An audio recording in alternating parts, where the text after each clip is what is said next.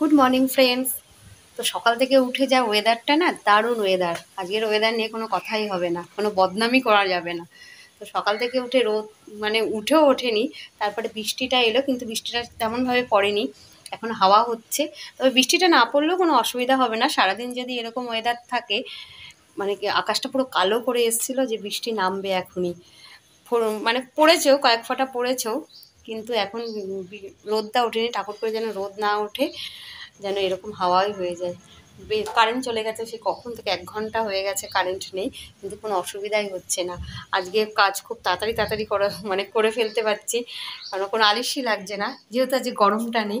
চা খাবো, চাটা করেছি, হয়ে গেল আমার চা। ঠান্ডা হয়ে গেছে এতক্ষণে।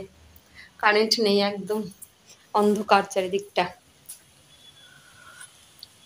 আজকে অনেকটা চা হয়ে গেছে, দেখো 1/2 কাপের বেশি চা হয়ে গেছে। এত চাটাও আমার ভাল লাগে না।